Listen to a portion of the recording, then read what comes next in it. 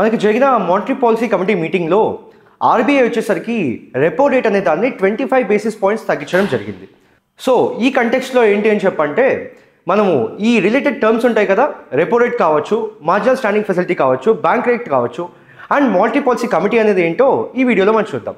So ఈ terms అన్ని మీకు క్లియర్గా అర్థం కావాలి అని చెప్పంటే ఈ వీడియోని ఎండ్ వరకు చూడండి. అందరికీ నమస్కారం, this is Manoj and welcome to మన లా ఎక్సలెన్స్. సో బేసిక్గా జరిగింది ఏమిటి అని చెప్పంటే మనకి మానిటరీ పాలసీ కమిటీ మీటింగ్లో మనం ఈ 25 బేసిస్ పాయింట్స్ తగ్గించి రెపో రేట్ని 5.25%గా పెట్టడం జరిగింది. సో మీరు గుర్తుపెట్టుకోవాల్సిన ఏంటి అని చెప్పంటే 1 బేసిస్ పాయింట్ అంటే మనకి 0.01%, అంటే 100 బేసిస్ పాయింట్స్గా తీసుకుంటే 1% అనమాట. సో ఇది చాలా బేసిక్, ఇది మీరు ఖచ్చితంగా గుర్తుపెట్టుకోవాలి. So marginal standing facility and bank rate also adjusted to 5.5%. మనకి ఏంటి అని చెప్పంటే ఎప్పుడు కూడా ఈ marginal standing facility are bank rate కూడా రెపో రేట్ కంటే ఖచ్చితంగా ఒక 0.25% అనేది ఆర్ 0.5% అనేది ఎక్కువగా ఉంటుంది. అది ఎందుకు అనేది మీకు మళ్ళీ చెప్తాను. So that rate may go further up or down in future depending on the conditions. So ఇప్పుడున్న కండిషన్ ఏంటి అని చెప్పంటే హెడ్లైన్ ఇన్ఫ్లేషన్ ఏదైతే ఉందో అది చాలా అంటే చాలా తగ్గిపోయింది అనమాట. సో అది ఆల్మోస్ట్ 1.7%, అంటే మన ఇన్ఫ్లేషన్ టార్గెటింగ్కి లైక్ ఆ బౌండరీ ఉంటుంది కదా, ఆ లిమిట్ అది క్రాస్ అయింది కాబట్టి మెయిన్గా అందుకని మనకి ఈ రెపో రేట్ అనేది తగ్గించారు. సో అసలు మెయిన్గా ఫస్ట్ ఈ రెపో రేట్ అంటే ఏంటి, రెపో రేట్ తగ్గించడం వల్ల ఏమవుతుంది అని చెప్పంటే this repo rate is the interest rate at which RBI lends money to commercial banks. So మనకి మామూలుగా చాలా కమర్షియల్ బ్యాంక్స్, షెడ్యూల్ బ్యాంక్స్ ఇవన్నీ ఉంటాయి. సో వీళ్ళు ఏంటి అని చెప్పంటే ఆర్బీఐ దగ్గర మనీ అనేది ఇంట్రెస్ట్కి తీసుకోవచ్చు అనమాట. సో ఏ ఇంట్రెస్ట్కి మనీ లెండ్ చేసుకోవచ్చు అన్నది మనకి రెపో రేట్ మీద డిసైడ్ అయ్యి ఉంటుంది. So the banks borrow by selling the government securities, మనకి జీసెక్స్ అంటాం వీటిని. సో ఈ గవర్నమెంట్ సెక్యూరిటీస్ అనే దాన్ని లైక్ అక్కడ పెట్టేసేసి కొలాటరల్గా and agreeing to repurchase them. అంటే ఏంటి, ఒకసారి వాళ్ళ దగ్గర పెట్టుకుంటారు, మళ్ళీ డబ్బులు రిటర్న్ ఇచ్చిన తర్వాత మళ్ళీ దాన్ని పర్చేస్ చేస్తారనమాట. అందుకే that's how the rate came. అందుకే రెపో రేట్ అంటాం. It is nothing but repurchase. Okay, so this repo rate is the primary monetary policy tool use by RBI to regulate the liquidity and all. అంటే for example ఇప్పుడు repo rate పెంచితే ఏమవుతుంది, బ్యాంక్స్కి ఈ funds అనేవి costly అవుతాయి కదా. So ఇప్పుడు ఎప్పుడు కూడా ఏంటి, రెపో రేట్ ఎక్కువ ఉన్నప్పుడు బ్యాంక్ ఎక్కువ ఇంట్రెస్ట్ పెట్టి మనం ఎందుకు తీసుకోవాలి అని చెప్పి మనకి అది ఏంటి, బ్యాంక్ మనకి డబ్బులు తీసుకోకుండా ఉంటుందన్నమాట. బట్ ఎప్పుడైతే రెపో రేట్ తగ్గిస్తామో ఈ లోన్స్ ఏవైతే ఉంటాయో ఆ లోన్స్ అనేవి బ్యాంక్కి చాలా చీప్గా వస్తాయి. సో చీప్గా రావడం వల్ల ఏంటి, they will be more motivated to take more funds. అప్పుడు ద షెడ్యూల్ బ్యాంక్స్ ఏవైతే ఉంటాయో ఆర్ కమర్షియల్ బ్యాంక్స్ ఏవైతే ఉంటాయో they will have more money to lend, బిజినెసెస్కి కావచ్చు, పీపుల్కి కావచ్చు. అప్పుడు ఈ లిక్విడిటీ అనేది ఏంటంటే మార్కెట్లోకి ఎక్కువ వెళ్తుంది అనమాట. So this is the main purpose of increasing or decreasing the repo rate. Okay, so RBI reduce the repo rate by 25 basis points. నేను చెప్పినట్టుగా ఇప్పుడు 25 బేసిస్ పాయింట్స్ అనేది తగ్గించాము. Next we have something called as the marginal standing facility. So ఇప్పుడు ఏంటంటే ప్రతిసారి repo rate బట్టి lend చేయడం చాలా కష్టం. కొన్నిసార్లు ఏమవుతుందని చెప్పంటే బ్యాంక్కి ఎమర్జెన్సీ ఫండ్స్ అనేవి కావాలి. సో అందుకోసం మెయిన్గా it is a facility through which the schedule banks can borrow over night funds. అంటే సడన్గా ఎమర్జెన్సీకి ఒక 2-3 డేస్లో వెంటనే డబ్బులు కావాలి అనుకున్నప్పుడు ఈ ఎంఎస్ఎఫ్ రేట్ అనే దాంట్లో పట్టుకొని మనకి ఈ బ్యాంక్ లెండ్ చేసుకుంటుంది. మెయిన్గా ఇక్కడ ఏంటి, మీకు ఇందాక చెప్పాను ఎందుకు ఎంఎస్ఎఫ్ మనకి రెపో రేట్ కంటే ఎక్కువగా ఉంటుంది అని చెప్పంటే ఫర్ ఎగ్జాంపుల్ మనకి ఎంఎస్ఎఫ్ కూడా సేమ్ రెపో రేట్కే ఉందా, కానీ దానికంటే తక్కువ ఉన్నప్పుడు ఏమవుతుంది, banks will be like very much అంటే లైక్ ఏముంది డబ్బులు తీసుకోవడం ఈజీ కదా అని చెప్పేసి ఈ రేట్లో మనకి తీసుకుంటారనమాట. సో బ్యాంక్స్ని ఈ రకంగా డిమోటివేట్ చేయడానికి ఎప్పుడు పడితే అప్పుడు ఫ్రీక్వెంట్గా యూస్ చేయకుండా ఈ ఫెసిలిటీని మనం అందుకని ఈ రేట్ ఏదైతే ఉంటుందో దీన్ని మనం రెపో రేట్ కంటే ఎక్కువ పెడతాం అనమాట. సో మెయిన్గా ఎప్పుడైనా షార్ట్ టర్మ్ లిక్విడిటీ రిక్వైర్మెంట్స్ ఉన్నప్పుడు మాత్రమే ఈ మార్జినల్ స్టాండింగ్ ఫెసిలిటీ అనేది బ్యాంక్స్ యూజ్ చేసుకుంటాయి. So this as I said this MSF rate ఎప్పుడు కూడా ఏంటి అని చెప్పంటే it will be always higher than the repo rate. ఇది మీరు ఖచ్చితంగా గుర్తుపెట్టుకోండి. So it acts as a penal or emergency rate. అందుకే చెప్పాను కదా ఎందుకు పీనల్ ఎందుకు అని చెప్పంటే ఫ్రీక్వెంట్గా యూజ్ చేయకుండా ఎప్పుడు పడితే అప్పుడు. ఓకే, దీంతోపాటు we have seen one more term called as the bank rate. So ఈ బ్యాంక్ రేట్ అనేది ఇప్పుడు మనం జస్ట్ పీనల్ రేట్గా ఆర్ జస్ట్ ఏదో ఒక బేసిస్గా తీసుకోవడానికి తప్పితే we are not using it like on purpose. Okay, so it is the rate at which RBI stands ready to buy or rediscount bills of exchange or other commercial papers from the commercial banks. So this bank rate effectively acts చేసి ఇది కూడా same మనకి ఏంటి అని చెప్పంటే ఒక reference కోసం ఒక పీనల్ రేట్గా తీసుకుంటున్నాను తప్పితే దీనికి మెయిన్గా మనకి పర్పస్ అంటూ ఏమీ లేదు. So in India the bank rate is aligned with the MSF rate. మనం ఇప్పుడు మెయిన్గా ఎప్పుడైనా రెపో రేట్ తగ్గించినప్పుడు ఖచ్చితంగా మనకి ఎంఎస్ఎఫ్ రేట్ తగ్గుతుంది, దాని తగ్గట్టుగానే మనకి బ్యాంక్ రేట్ కూడా తగ్గుతుంది. సో ఈ మూడు అనేవి ఏంటి అని చెప్పంటే ఇంటర్లింకింగ్గా ఉంటాయి అనమాట. సో ఇవి ఏ రకంగా వర్క్ అవుతాయి అని చెప్పి చూసుకుంటే, so when the RBI increases the repo rate, అంటే రెపో రేట్ ఇంక్రీజ్ చేస్తే ఏమవుతుంది, the borrowing from the banks will become very expensive, అంతే కదా. అంటే బ్యాంక్స్కి ఇప్పుడు ఇంట్రెస్ట్ అనేది ఎక్కువ పడుతుంది. ఎక్కువ పడ్డప్పుడు ఏమవుతుంది, banks likely to rise the interest rate, అంటే వాళ్ళు కూడా ఇంట్రెస్ట్ రేట్ అనేది ఎక్కువ తీసుకోవాలి కస్టమర్స్ దగ్గర. కస్టమర్స్ ఎవరు, ఐదర్ కామన్ పీపుల్ అవ్వచ్చు, లేకపోతే బిజినెసెస్ అవ్వచ్చు. So the credit becomes costlier. అప్పుడు క్రెడిట్ కాస్ట్లీ అవుతుంది కాబట్టి ఈ డిమాండ్ ఏదైతే ఉంటుందో డిమాండ్ అనేది తగ్గుతుంది అనమాట.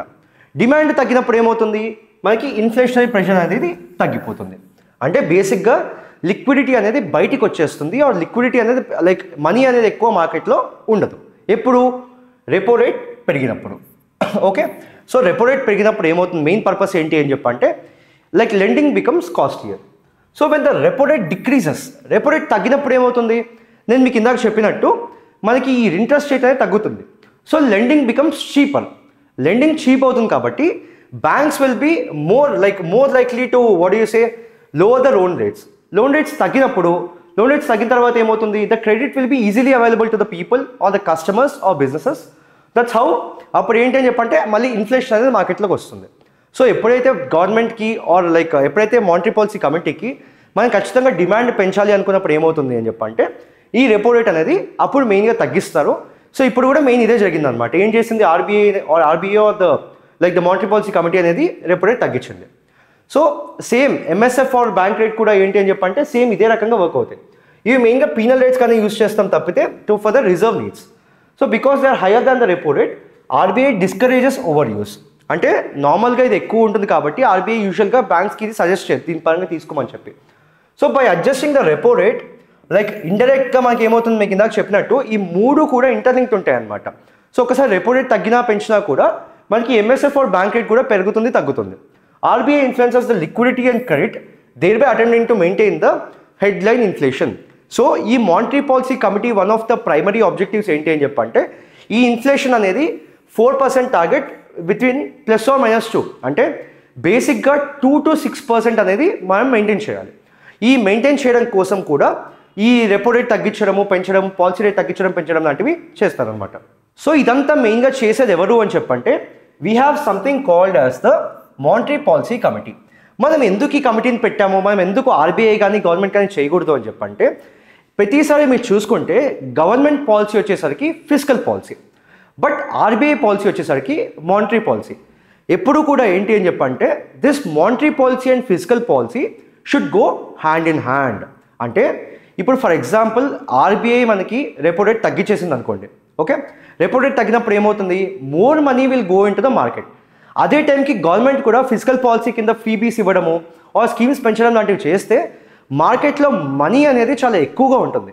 So that will lead to huge inflation because people will have more money. So ఎప్పుడు కూడా monetary policy and physical policy అనేవి హ్యాండ్ ఇన్ హ్యాండ్ వెళ్తాయి అనమాట.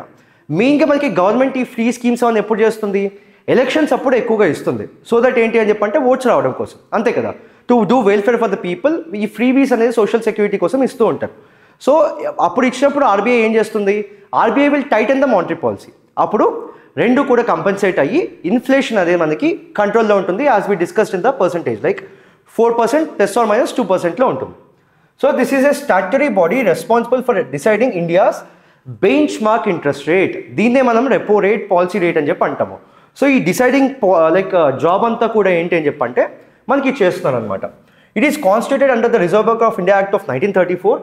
After the act was amended in 2016 to introduce A committee based framework for the monetary policy. So ఈ committee based framework అనేది ఒకటి తీసుకురావాలి. ఈ కమిటీలో బోత్ గవర్నమెంట్ పీపుల్ ఉండాలి, దాంతోపాటు ఆర్బీఐ పీపుల్ కూడా ఉండాలి అని చెప్పి మెయిన్గా ఇది తీసుకురావడం జరిగింది.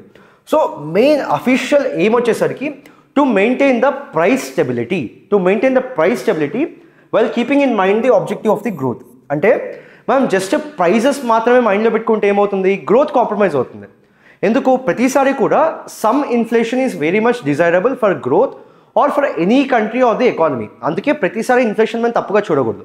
ఇన్ఫ్లేషన్ మీన్స్ గ్రోత్, అంటే రేట్స్ పెరుగుతున్నాయి అని చెప్పంటే డిమాండ్ పెరుగుతుంది, ఎకానమీ అనేది గ్రో అవుతుంది అన్నట్టు. సో ఎకనామిక్ గ్రోత్ కూడా మనం ఎప్పుడు కూడా ప్రైస్ స్టెబిలిటీ పరంగా కాంప్రమైజ్ చేయకూడదు. సో ఈ ఎంపీసీ కంపోజిషన్ ఏంటి అని చెప్పంటే దీంట్లో మనకి మొత్తము 6 మెంబర్స్ ఉంటారు. ఆ 6 మెంబర్స్లో 3 మెంబర్స్ వచ్చేసరికి they will be the internal members of the RBI and మిగతా 3 మెంబర్స్ ఏంటి అని చెప్పంటే external members nominated by the government of India. అంటే గవర్నమెంట్ సైడ్ నుంచి 3 పీపుల్ ఉంటారు అండ్ ఆర్బీఐ సైడ్ నుంచి మనకి 3 పీపుల్ ఉంటారు. So and the chairperson is always the governor of RBI. అంటే లైక్ డిఫాల్ట్గా ex officio chairman will be the governor of the RBI. So in decision making each member has 1 vote. In case of a tie the governor has the casting vote. అంటే 6 మెంబర్స్తో 3 votes వచ్చాయనుకోండి, ఎవరికైతే governor ఏ side అయితే vote వేస్తారో ఆ side అనేది decision అనేది తీసుకోవడం జరుగుతుంది. సో మెయిన్గా ఎంపీసీ డిసైడ్ చేసేది ఏంటి అని చెప్పంటే MPC will decide on the repo rate. First అంటే ఇందాక చెప్పాను కదా మీకు ఇంతసేపు మనం రెపో రేట్ డిస్కస్ చేసాం. సో రెపో రేట్ అనేది చాలా ఇంపార్టెంట్. ఈ రకంగా మనకి లిక్విడిటీ పెంచాలన్నా తగ్గించాలన్నా మనకి మానిటరీ పాలసీ కమిటీ కానీ ఆర్బీఐ కానీ రెపో రేట్ అనే టూల్ వాడతారనమాట. So on the basis of repo rate decisions only all other interest rates మనకి క్యాష్ రిజర్వ్ రేషియో అని ఉంటుంది, ఎస్ఎల్ఆర్ ఉంటుంది, ఇవన్నీ these are called the quantitative tools. అంటే దీని బేసిస్ మీద మన లిక్విడిటీ అనేది ఆర్బీఐ అనేది టెస్ట్ చేస్తుంది అనమాట. సో డిసైడ్ అయ్యేదంతా దీని మీద కాబట్టి everything depends on the repo rate. So మెయిన్గా రెపో రేట్ అనేది ప్రాపర్గా డిసైడ్ అవ్వడం అనేది ఎకనామిక్ కానీ ఆర్బీఐ కానీ ప్రైస్ స్టెబిలిటీ కోసం చాలా ఇంపార్టెంట్. దాంతోపాటు మెయిన్గా మ్యాక్రో ఎకనామిక్ డేటా అంటే లైక్ ఇన్ఫ్లేషన్ ఏ రకంగా ఉంది, ఎకానమీ ఎంత పరంగా గ్రో అవుతుంది అండ్ దాంతోపాటు లైక్ ఏమంటారు ఎనీ ఎక్స్టర్నల్ కండిషన్స్ అంటే లైక్ ఫర్ ఎగ్జాంపుల్ ఏమన్నా కండిషన్స్ ఉన్నప్పుడు ఏ రకంగా వీటన్నిటిని కన్సిడరేషన్ తీసుకొని దాని బేసిస్ మీద మనకి పాలసీ రేట్ కానీ రెపో రేట్ కానీ డిసైడ్ చేస్తారనమాట. So it communicates the decisions and rational to the public and markets for transparency and credibility. ముందంతా కూడా ఏంటంటే before 2016 there was no transparency and credibility in like deciding the market. అంటే ఈ రకమైన rates ఎందుకు decide అవుతున్నాయి ఏ రకంగా ఉంటున్నాయి అని చెప్పి ముందు ఒక ట్రాన్స్పరెన్సీ అనేది లేదు. సో ఈ మానిటరీ పాలసీ కమిటీ అనేది వచ్చిన తర్వాత మాత్రమే మనకి మెయిన్గా ఈ పాలసీ రేట్ పరంగా ట్రాన్స్పరెన్సీగా డెసిషన్స్ అనేది తీసుకోవడం జరుగుతుంది. అది కూడా ఏంటి అన్బయాస్డ్గా not only with respect to government or not only according to the RBI. దీంట్లో మనకి ఇద్దరు ఉన్నారు కాబట్టి ఈ డెసిషన్ అనేది both central bank as well as the government కంబైన్డ్గా తీసుకునే డెసిషన్ అనమాట. So this is all you need to know with respect to the exam. We'll be back again with another video. Thank you.